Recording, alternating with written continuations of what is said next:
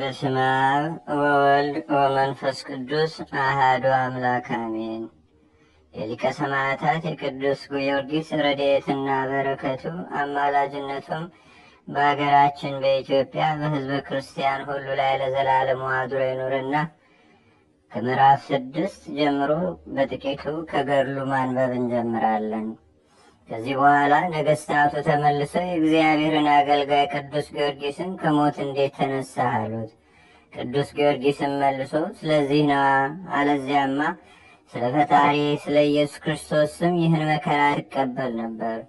ከእነርሱም ጠራቅሊጥስ የተባለው ንጉሥ መልሶ ቅዱስ ጊዮርጊስን ጊዮርጊስ ሆይ በክፍል በክፍል ተቆርጠህ በእሳት አቃጥለው ከመሬት ውስጥ ከብረት ምጣድም ከተቀበርክ በኋላ እንዴት እንደተነሳ ሳስብ እኔ ያደንቃለሁ። አሁንም በአምላክህ ላምን ወዳለሁ። ግን ደርቀው የነበሩት ወንበሮች ስለመለምለማቸው በውኑ ይህን ስራ የአንተ አምላኮች ወይም የእኛ አምላኮች ሰርተውት እንደሆነ አላወቅንም። ነገር ግን በዚህች ቦታ ከሞቱ ብዙ ዘመን የሆናቸው የሙታን አጽሞች አሉባቸው።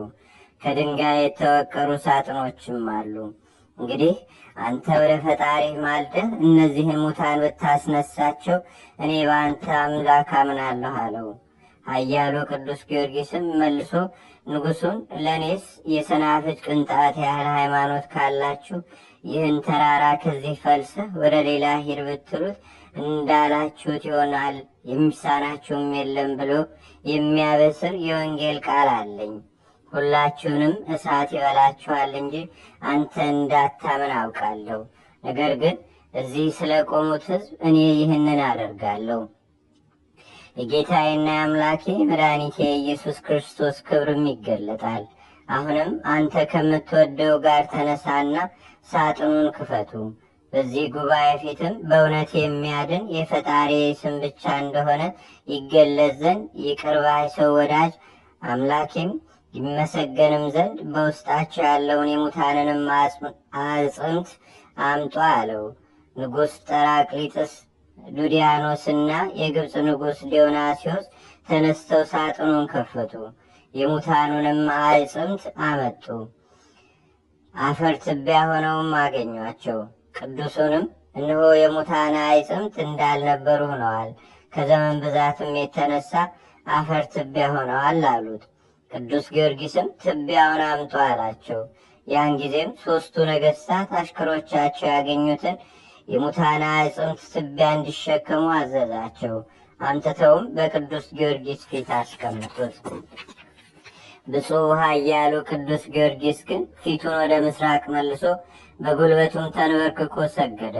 ከዚህ በኋላ አንገቱን ወደ ሰማይ አቅንቶ አቤቱ ወደ አንተ የሚጮኸውን የባሪያህን ልመና ስማ። ድል አድራጊ የማትሻር ንጉሠ ነገሥት የማትጠፋ መብራት የዘላለም ብርሃን አንተን እጠራለሁ።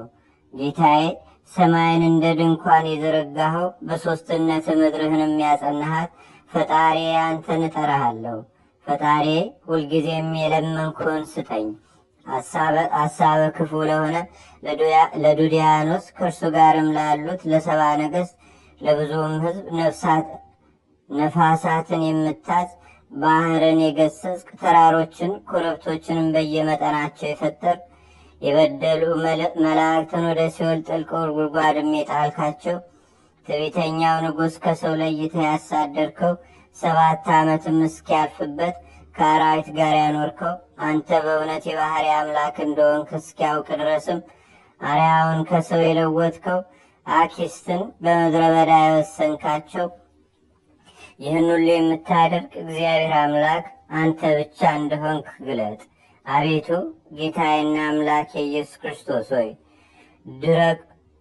ድርቁን ሁሉ የፈጠርክ ጠፍተው እንዲቀሩም ያላደረግህ አንተ ነህ። አንተ ስለ ሁሉ ታስባለህና ኃይል ምስጋና ለዘላለሙ ለአንተ ይሁን፣ አሜን። ጸሎቱንም ጨርሶ አሜን ባለ ጊዜ ሰማይ ጨለመ፣ ትልቅ ንጹጽታም መብረቅ ነጎድጓድ ሆነ። አፈር ትቢያ በነበሩት አዕጽምት ሕይወት አደረባቸው፣ ከመሬትነታቸውም ተነሱ። 5 ወንዶች 9 ሴቶች 3 ሕፃናት ናቸው። ስለተደረገውን ተአምራት ነገሥታቱንና ከእነርሱ ጋር የነበሩትን ሕዝብ ታላቅ ፍርሃት ያዛቸው። ሁሉም ይንቀጠቀጡ ጀመር። ንጉሡ አትናሲያም በቅዱስ ጊዮርጊስ ጸሎት የተደረገውን ይህን ታላቅ ተአምራት ባየ ጊዜ ከተነሱት ሙታን መካከል አንዱን ጠራው። ስምህ ማን ነው አለው። ከሞት የተነሳው ያ ሰውም ስሜ አውራስ ነው አለው። ንጉሡም መልሶ ከሞትክ ስንት ዘመን ነው አለው። ምውቱም 430 ዓመት ነው አለው። በዚያ ዓለም በነበርክ ጊዜ ክርስቶስ በዘመንህ ወደዚህ ዓለም መጥቶ ነበርን አለው። አልመጣም አለው። እንኪያ ያን ጊዜ ከአማልክት ማንን ታመልክ ነበር አለው። ያም ከሞት የተነሳው ሰው የማያይ የማይሰማ የማይናገር ነፍስ የሌለው ጣዖት አመልክ ነበር። ይኸውም አጵሎን ነው። ከስጋይም ከተለየው ጊዜ ያለ ምሕረት ወደሚባለው በሲኦል ትልቁ ጉድጓድ ወዳለው ወደ ጨለማና ወደ እሳት ባህር አወረዱኝ። በዚያም ውስጥ ሳለሁ 430 ዓመት ሙሉ እኔ በሚያስጨንቀው ፍላት ውስጥ ነበርኩ። አጵሎን ጣዖትም ከኔ ጋር ነበረ። ይልቁንም እርሱ አንተ ጎስቋላ አወከኝን? ነፍስ የሌለኝ ጣዖት ነኝ እንጂ እኔ አምላክ አይደለሁም።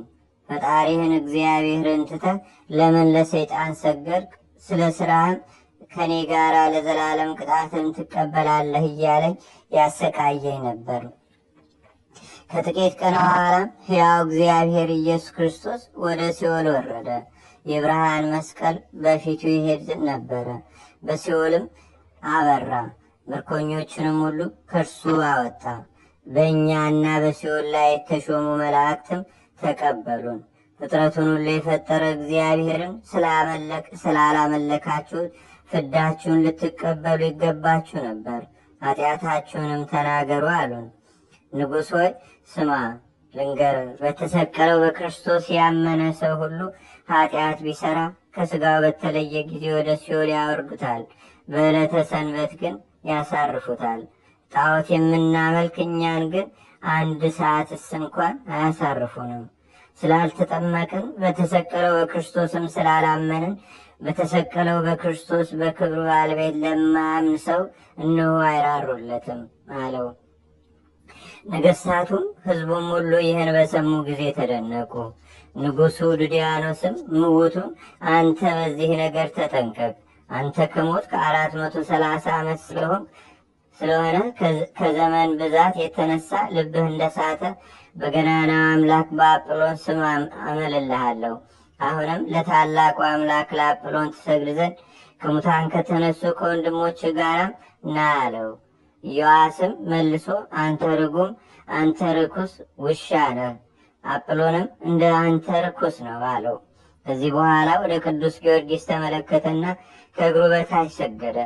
እውነተኛው ብርሃን ከእነርሱ ጋር ወደ ኢየሩሳሌም ሰማያዊት ትሄድ ዘንድ በፍጹም ናፍቆት የሰማይ መላእክት ሊቀበሉ የሚጠባበቁ ጌታችንና አምላካችን መድኃኒታችን የኢየሱስ ክርስቶስ ወዳጅ ጌታዬ ኃያሉ ቅዱስ ጊዮርጊስ ሆይ እዘንልን። እኔና ጓደኞቼ እስከዚህ ቀን ድረስም በገሃነም ስንሰቃይ ኖረናልና፣ አሁንም ከመቃብር ከሲኦል የወጣ ነው በአንተ ጸሎት ነው። አሁንም ለእኛ ምሕረትን አድርግልን። የክርስቶስን ጥምቀት ማዕተብ ስጠን።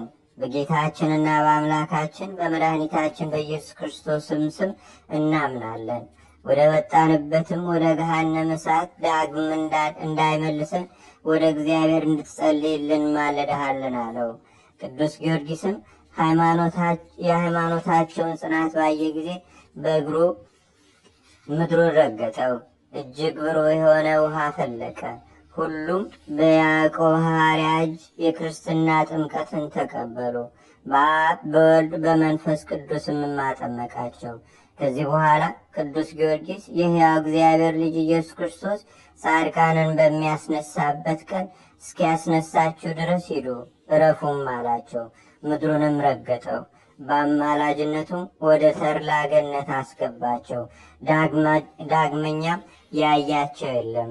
የሊቀ ሰማዕታት የቅዱስ ጊዮርጊስ ረድኤትና በረከቱ በሀገራችን በኢትዮጵያ በሕዝበ ክርስቲያኑ ሁሉ ላይ ለዘላለሙ አድሮ ይኑር፣ አሜን። አቤቱ ጌታችንና አምላካችን መድኃኒታችን ኢየሱስ ክርስቶስ ሆይ ከብልጽግናቸው ብዛት የተነሳ ብዙ መባ ካገቡት ይልቅ የድሃይቱን አነስተኛ መባ እንደተቀበልክ ለሁልጊዜም የሚያገለግሉ አእላፍ መላእክትን እያሳሰብን በችግራችን ጊዜ የምናቀርብልህን ምስጋና ተቀበል። ቅዱሳን ነቢያት፣ የወንጌል ሰባኪያን ሐዋርያት፣ ሰማዕታትና ጻድቃን፣ ትጉሃን መላእክትና ፍጹማን ደናግል እንዲሁም ደጋጎች መነኮሳት ሆይ ልጅ አዋቂ ሳይለይ የምንሰበሰብባትን ይህችን የጉባኤ ቦታ አባርኩ። ይህን መጽሐፍ ወረቀቱን ያዘጋጅቶ ብራና ደምጾ ብዕር ቀርጾ የጻፈውና ያጻፈውን ወይም በማኅተም ያሳተመውን ከግዕዝ ወደ አማርኛም የተረጎመውን ቃለ ንባቡንም በእርጋታ መንፈስና በተመስጦ ሕሊና የሰማውን ያደመጠውንም በደለኛና ሁሉም በአማላጅነቱ የምታስምር በጌታችንና በአምላካችን በመድኃኒታችን በኢየሱስ ክርስቶስ እናቱ በሁለት ወገን ድንግል በምትሆን በቅድስተ ቅዱሳን በድንግል ማርያም ጸሎት ጌታችንና አምላካችን መድኃኒታችን ኢየሱስ ክርስቶስ በሊቀ ሰማዕታት በቅዱስ ጊዮርጊስ ጸሎትም አገራችንን ኢትዮጵያን ሕዝበ ክርስቲያኑን ሁሉ ለዘላለሙ ይቅር ይበለን፣ አሜን። አቡነ ዘበሰማያት